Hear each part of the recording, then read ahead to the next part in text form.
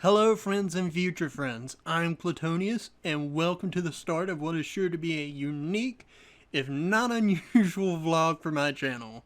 Seeing as how the channel is still in its infancy, I'll probably have to point out that my main source of content is video games. This channel, over time, is largely going to consist of Let's Plays, gotta swallow there, and other video game related material. There is going to be other stuff. For example, I'm planning to do some history-related videos and some cooking how-tos, but those are future projects and we're here in the now. But speaking of cooking projects, I'm working on a how-to creme brulee video. Anyone want that burnt custard or burnt cream? Is that pretty much what it is? But anywho, what makes this particular series so odd is that it's religious in nature. The reason why that's odd is that it's not something people usually associate with someone so involved in gaming culture and to a larger extent nerd culture such as myself. You see, I like video games. I like heavy metal. I like Magic the Gathering. I like Pathfinders when we can find a good DM and committed players. And I like anime. I like a bunch of things that either never cross somebody's mind when they think of religious people, or when that does cross their mind, it's usually in the form of one of those crazy pastors that rants about everything that they think of the devil. Like the pastors who sound like Helen Boucher from The Waterboy. Everything was the product of the devil to those guys. Pokemon is teaching you witchcraft. Magic the Gathering is the gateway to occultism. Heavy metal is the music of hell. Nah! I rejected all those claims, and I still do because it's a load of hogwash, as we say in the South. At the end of the day, Pokemon is just a game about catching imaginary creatures and training them to become the best like no one ever was. At the end of the day, Magic the Gathering is just a tabletop trading card game that involves strategy and dumping ludicrous amounts of cash and money into getting good decks and to keeping up with the rapidly changing formats. At the end of the day, heavy metal is just a really diverse style of music that has more subgenres than any other two styles of music combined. You can trust me on that. They'll argue with you for days on what kind of heavy metal music you're listening to. These things, contrary to popular belief, aren't antithetical to a relationship with Christ. Now, if they reach the point that they pass Jesus in terms of importance to you, then yeah, that's when it becomes a problem. When it reaches past importance of Jesus to you, then anything, no matter how benign or how innocent, becomes a problem. This series, which I call Claytonius Reads the Word, is just me doing a vlog version of what pretty much every preacher in America does every single Sunday. Find a particular verse, chapter, story in the Bible, and I talk about it to you guys. At first I had in mind to start off by borrowing the lesson plans of my own pastor at church, and if I did that, I'd soon be talking to you about the letter to the church of Pergamon in the book of Revelations. But after a little while I decided against that because I wanted to do something a little bit of my own and something a little bit different. It's strange, but I come up with this harebrained idea to open up this series by talking about whatever I open my Bible up to. Though I was lucky enough to avoid something seasonal like the crucifixion or the birth of Jesus, I was not lucky enough to land on something I'm familiar with. See, I held my Bible in my hands, and I didn't want to do the cliched opening of, just opening it in the middle, because that'll land you right in Proverbs or Psalms usually. So I tried to just spread apart my hands and let it fall where it may. The problem with that is that it would open either to the front of the Bible, which is just that, the opening page, New International Version of the Holy Bible, or it opened up to that, which is just a map of Israel during the time of Christ. Now, so what I ended up doing was taking it and going a little bit to the left and opening it up like that and staring me right in the face with parts of Judges chapter 1 and 2. Not very well-known passages, to say the very least. A little information on the Book of Judges. It's the 7th book in the Bible and the 2nd book of the Book of the Prophets, or the Book of the Nevi'im, as the Jews call it. And I'm like 99% sure I'm pronouncing that wrong, so please bear with me and forgive me, I'm sorry. And the Book of Judges is known for one of two things. A, it's known for recounting the life and times of Gideon, and more famously, recounting the life and times of Samson. You know, big, strong dude, Samson and Delilah. Dude had his hair cut off and suddenly became a wimp. Yeah, that guy. That's Samson. He's in Judges. Now, Judges chapters 1 and 2 contain neither one of those things. Instead, the first chapter contains a period of the Israelites keeping part of God's commandments as they drive out the Canaanites from the Promised Land, while the second chapter talks about the descent of the Israelites into disobedience, idol worship, and the punishment that follows such transgressions, and ultimately gave rise to the need of people like Gideon and Samson. The relationship between the events of chapters 1 and 2 is one that permeates the entirety of the Old Testament, pretty much. The relationship being a period of unwavering, nigh unshakable faith in God on the part of the Israelites, followed immediately by a period of abandoning God and His commandments almost in their entirety, then followed by a return to faith in God after realizing that their abandonment of Him was a terrible, terrible idea. Like, why did we even think about doing that kind of idea? See, if there was a more common or cuter name for the Old Testament, it'd probably be something along the lines of a father and his occasionally obedient children. Because that's basically what it is, the entire time. Okay, so chapter 1 talks about how the Israelites conquered the rest of the Promised Land of Canaan from the Canaanites, and their subsequent error of not finishing the job by driving them out of the land completely. Remember when I told you earlier that they were only doing part of God's commandments? Well, the part they weren't fulfilling was kicking them out entirely. Instead, they kept them as slaves, which I always found ironic, seeing as how they just left Egypt not too long ago as slaves themselves. Not a fun time. Anywho, each of the 12 tribes of Israel would conquer the land they were promised, either in whole or in part, and then fail to drive out the Canaanite inhabitants as they are supposed to. Reason why they were commanded to drive out the Canaanites was so that what would end up happening during the events of chapter 2 would not happen. Start of chapter 2, an angel of the Lord shows up and informs the Israelites God's very much aware of their disobedience and gives them a warning of the future that awaits them because of this. Judges chapter 2, verses 1 through 3 reads, I brought you up out of Egypt and led you into the land that I swore to give to your forefathers. I said, I will never break my covenant with you, and you shall not make a covenant with the people of this land, but you shall break down their altars. Yet you have disobeyed me. Why have you done this? Now therefore I tell you that I will not drive them out before you. They will be thorns in your sides, and their gods will be a snare unto you. When the Israelites heard this, they were understandably upset, and offered sacrifices to God in repentance of this. However, saying sorry does not make your problem go away.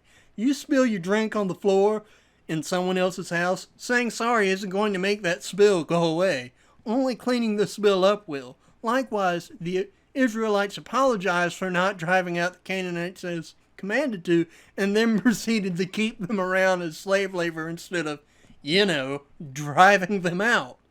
Now the problem of keeping those guys around wouldn't show what consequences until after Joshua and his generation passed away, as he was kind of leading Israel as what's called a judge at the time. See, before they had a king, the Israelites had these things called judges, which was basically a God-chosen leader of the people of Israel. Now, the first major judge was Moses, followed, I think, by his son Aaron. I think Aaron was his son. And then it was followed by Joshua. And when Joshua died, they had trouble finding a good judge, as no one was worthy of the position. And A generation that preceded that of Joshua had a lukewarm relationship with God at best. And they began to turn away from God and His commandments in favor of Canaanite gods and their lifestyle. Judges chapter 2, verses 10 through 13 reads, "After that whole generation had been gathered to their fathers, another generation grew up who knew neither the Lord nor what He had done for Israel. The Israelites did evil in the eyes of the Lord and served the Baals. They forsook the Lord, the God of their fathers, who had brought them out of Egypt. They followed and worshipped various gods of the people around them. They provoked the Lord to anger because they forsook Him and served Baal and the Ashtoreths." If any of you who are watching this are parents and you found yourself having to punish your kids for doing wrong, I suspect it's not something you enjoy doing. If you do enjoy punishing your kids, you might want to seek professional help about that. But you know it's going to hurt them, not necessarily in a physical manner, but you also know that they won't learn their lesson otherwise. But the fact that it's going to hurt them really weighs on your soul. Well, God often found Himself in this position during the times of the Old Testament, and this is one of those times. He handed the Israelites over to raiders who plundered them constantly, and whenever the Israelites tried to fight back against these raiders, God would be against them in these fights and cause defeat for the Israelites. Soon enough, the Israelites were, as the Bible says, in great distress. After distressing, God decided to raise up a leader, or judge as they were called, like I said earlier, among the Israelites to bring them back to God and liberate them from their oppressors. Even so, the Israelites decided to keep doing as the Canaanites did, and largely ignored the judge. However, so long as the judge lived and was faithful to God, he would stick by that judge and help them save their fellow Israelites from their oppressors. He did this because he gave his word to the judge that he would do so, and because he had compassion on the Israelites who were suffering at the hands of their oppressors. However, when the judge would die, the Israelites would not only return to worshiping other gods, but crank up the intensity of their actions and their devotion to these false gods. And so it would start a cycle of a judge being made to lead the Israelites out of calamity, only to go right back down that same road that led to the calamity in the first place when the judge died. It is in this cycle of downfall and redemption that we can notice something about God that makes Him far more forgiving than we are. You ever see those memes people post on Facebook or Twitter that have some quote about not being able to change people who don't want to change, or cutting toxic people out of your life? They usually have some serious looking guy or woman in the backdrop to try and give it that extra real talk factor. But when it comes to our relationship with God, we can be the epitome of someone who doesn't want to change. We can be a prime example of a toxic person. The difference between us and God in this situation is that God isn't going to cut you out of His life. God does not operate on a 3-strike system. It's like, God's not like, oh, well, Billy Bob, that's the third time you've sinned and repented, but then gone right back and sinned again. I'm sorry, Bobby, but I'm going to have to cut your name out the book of life. Can't come in. Can't get into the big boys club now. Sorry. See you later. Yeah, no. God doesn't operate like that. You can turn towards God, then turn away from Him 1,000,001 times, and He'll still be right there waiting for you with the door wide open. There is always a seat for you at God's table. All you got to do is walk up to the table and sit your butt down in it. Yeah, there's some rules and regulations you got to follow, but it's better than just wandering aimlessly around not knowing what your purpose in life is. No matter what you do, no matter how small or how great your sin is, God always has a spot at His house cleared and ready for you to move in it. Always. No ifs, ands, or buts about it. There's a quote that's attributed to President John F. Kennedy, and it's, "Forgive your enemies, but never, ever forget their names." Well, Not only does God forgive those who ask him and are sincere in their asking of it, he acts towards them as if though it had never happened in the first place. In the book of Jeremiah, God says, "For I will forgive their wickedness and will remember their sins no more." That's Jeremiah chapter 31, verse 34, if you're curious where it's at. If somebody were to stab you in the back, then no matter how well they corrected themselves, you'll always be a little wary of them from then on out. Like when it comes to trust between humans, there's a company that my dad used to work for called Winn-Dixie that said trust was like an icicle. Once it melts, it's gone. Can't get it back. Well, God isn't like that at all. He's a loving father who always longs to be with his children, no matter how rebellious or how disrespectful they become. God knows the difference between someone who's simply talking a talk and someone who's walking a walk. We can't tell that difference. We don't know. We can't see into the minds of our fellow man like he can. And because of that, it's hard for us to trust one another. But since God can see into it, he knows exactly if he can trust you or not. And because of that, he's always willing to forgive you. Like, there's nothing you could do that would make him turn his back on you permanently. And that's something I think we should all be extremely thankful for. Because, let's be frank, we mess up like every day almost. If not every day, every other day.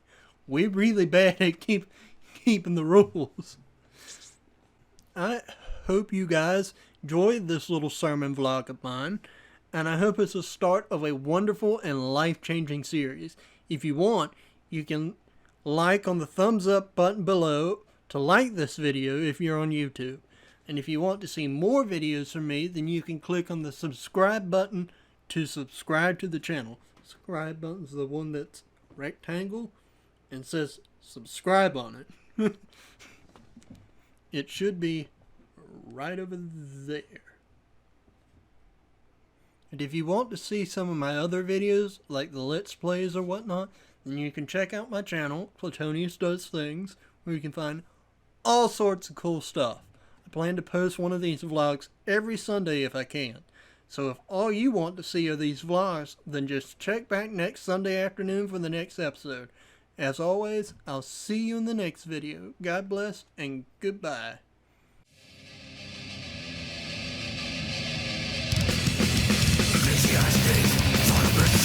Just like your life. Scroll through the megalom. Scroll through the megalom.